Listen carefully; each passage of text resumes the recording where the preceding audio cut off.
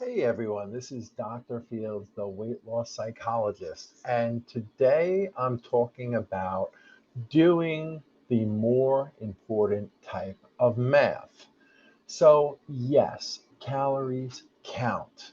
Absolutely. You have to be in a caloric deficit to lose weight, which essentially means that you have to be taking in less calories than you're expending. And if you think you're in a caloric deficit and you're not losing weight, that means you are not in a caloric deficit. And you may be suffering from a sluggish metabolism. And so that would then be something you need to address. And I can absolutely put out content about how to increase or enhance a sluggish metabolism. Today's discussion has to do with focusing on the more important issue for people like us, people who are in an unhealthy overeating pattern. And for people like us, we don't need to count calories. For people like us, we know where the extra calories are coming from. And so, what we need to do is we need to reduce those behaviors. And that's the reduction we need to focus on. Now, of course, it's kind of tongue in cheek, right? Because if you're reducing your overeating, you are reducing your calories. But the point of this is that you don't need to be counting the calories in every meal.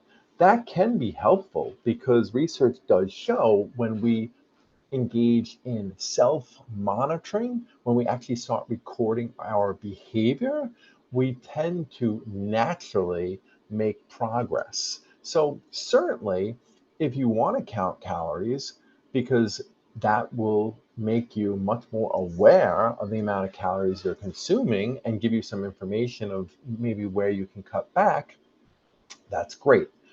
But what I'm saying here is for most of us, we know where the extra calories are coming from, and we know, therefore, where the extra weight is coming from.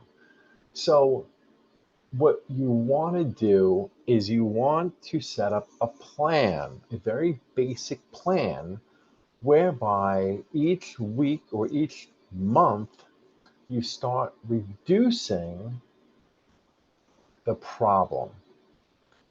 As a behavior psychologist, we are very big on measurement.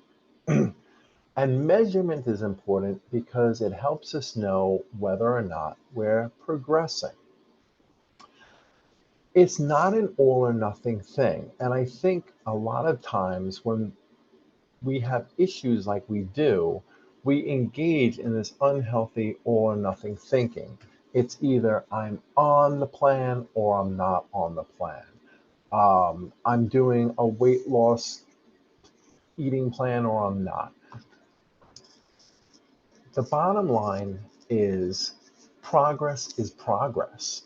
And if you're making some changes each week or even each month to reduce the problem behavior, then you are doing great and you're on the right track. So let me give you an example of this.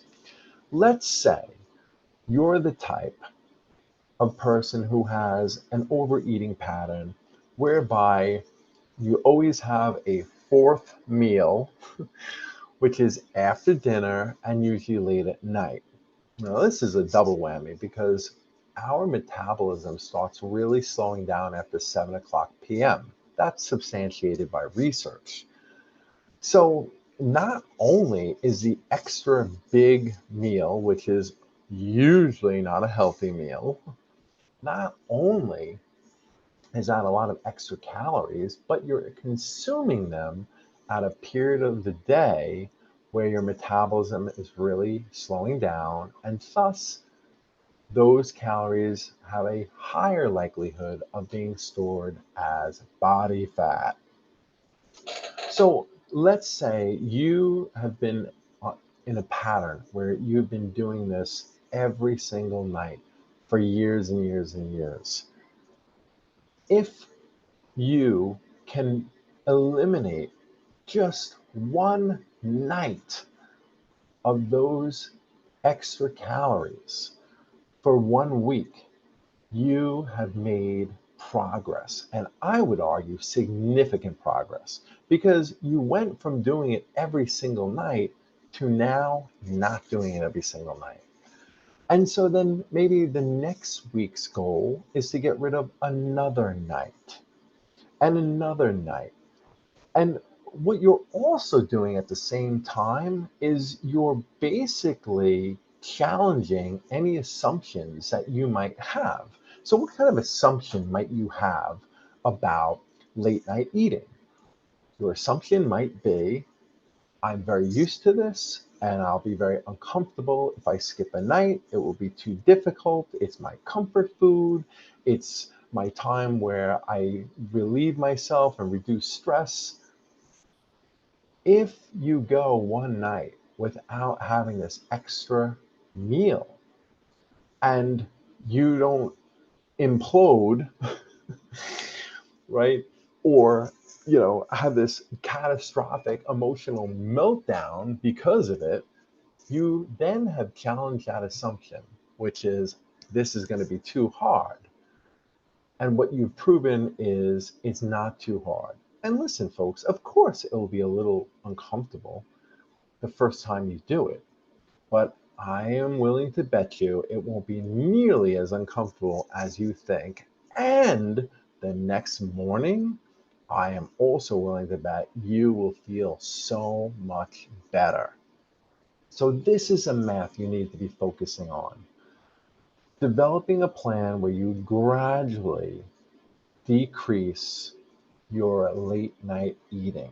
Now, if you have the type of overeating pattern where you just have too much food at any given time, well, then there's math for that too. And it works the same way. So let's say breakfast, lunch, and dinner are high calorie meals, high fat content meals.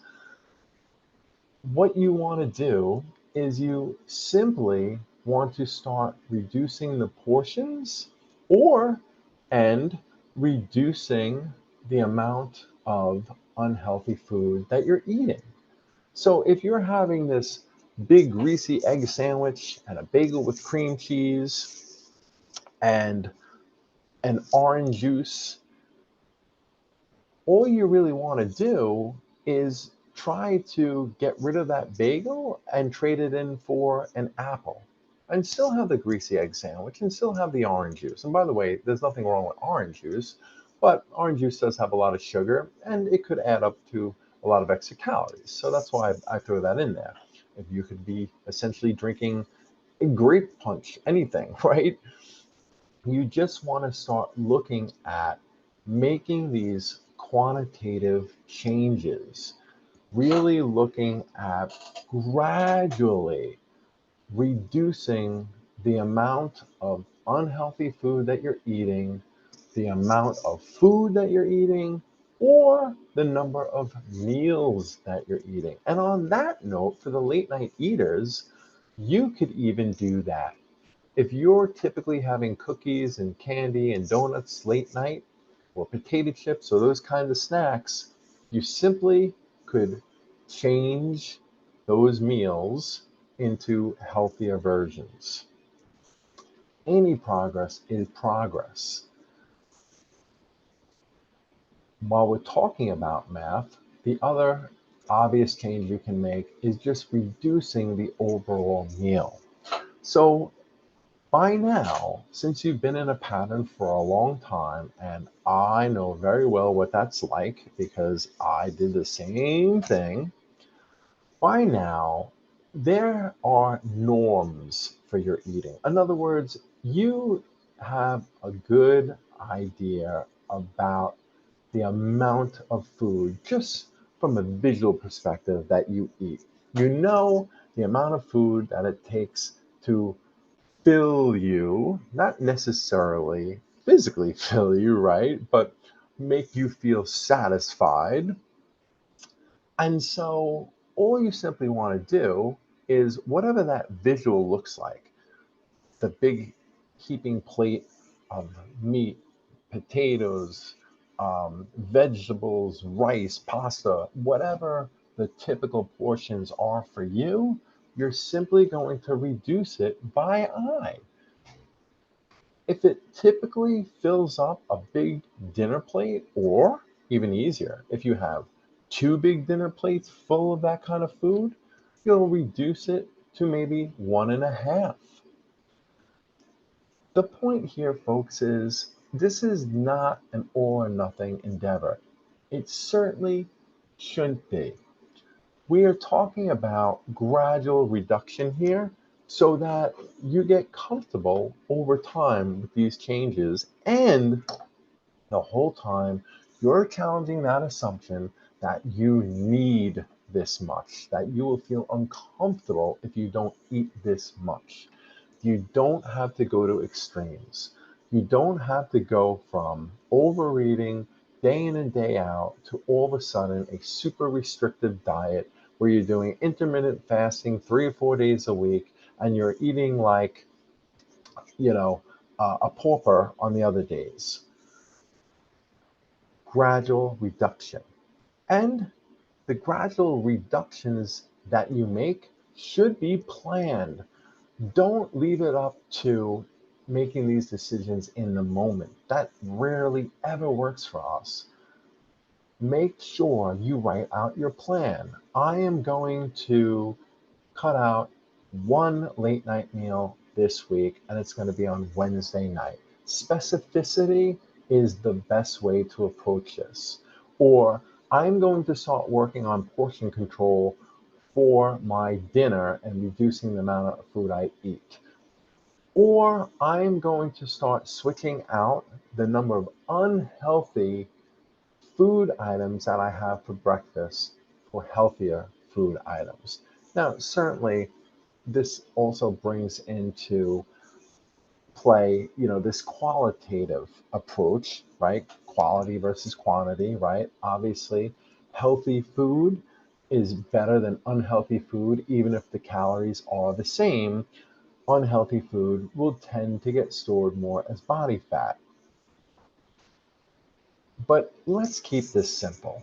We simply want to reduce the overall amount of food that we're eating, and with an eye on reducing the amount, more specifically, of unhealthy food. Don't overcomplicate this, folks. You don't need to count calories.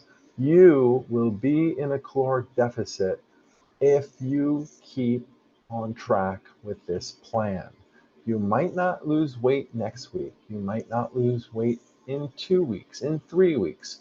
But the more you keep reducing slowly the overall amount that you're eating, especially the unhealthy food, sooner or later you will be in a deficit and you will start losing weight, and it will not be painful because you will be so used to these changes because you did them gradually. In this case, slow and steady wins the race. This is Dr. Fields.